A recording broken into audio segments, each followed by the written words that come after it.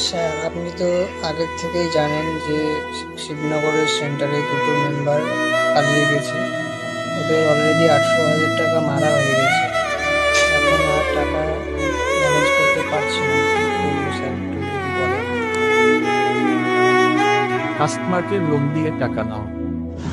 Sir, কাস্টমারকে nominee যদি টাকা নিয়ে পরে তো সেইটা অডিট যদি ভেরিফাইড হয় বা সেন্টারে যায়, তখন তো কাস্টমারকে জিজ্ঞাসা করলে কাস্টমার বলে দেবে যে আমার সঙ্গে লোন নিয়ে টাকা নিয়েছে। তখন তো সেই ক্ষেত্রে ফিনান্সিয়াল ফ্রড হলে তো আমি টার্মিনেট হয়ে যাবো। সেই ক্ষেত্রে কি হবে স্যার? সোমনাথ, আমি অত শত জানি না। এরা 2 বছর কোনো ওডি নেবে না।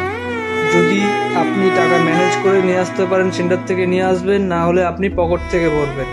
আর যদি পকেট থেকে না ভরতে পারেন তাহলে রিজাইন দিতে দেবেন। স্যার, ওটা কি আপনার পলিসিতে আছে যে পকেট থেকে টাকা দিতে পারলে তবেই কাজ করতে পারবো, না হলে রিজাইন দিয়ে দিতে হবে? ম্যানেজমেন্ট লাগবে বলেছে তো লাগবে, ওইসব পলিসি আমাকে দেখাতে আসবে না তুমি, ঠিক আছে?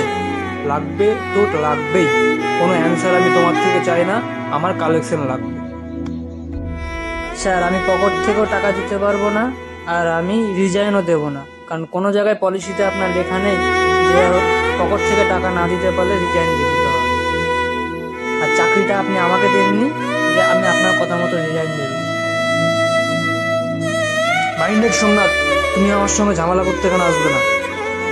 আমি টাকা লাগবে বলেছি তো লাগবে, তুমি যাকে ইচ্ছা ফোন করো, যা খুশি করো। টাকা না দিতে পারলে, যদি কাস্টমারের টাকা না নিয়ে আসতে পারো, তাহলে রিজাইন দিয়ে বেরিয়ে যাবে এখান থেকে। আমি কালেকশনও পকেট থেকে দেবো না, আর রিজাইনও দেবো না। আপনার যা করার আপনি তাই করুন, আর আমার যা করার সেটা আমি করছি। আমি কালকে এইচআরকে ফোন করবো এবং এবিপিকে ফোন করে আমি জানবো যে আপনাদের পলিসিতে কোনো জায়গায় চেঞ্জ হয়েছে কিনা। যদি চেঞ্জ হয় তাহলে আমি স্বেচ্ছায় রিজাইন দেবো।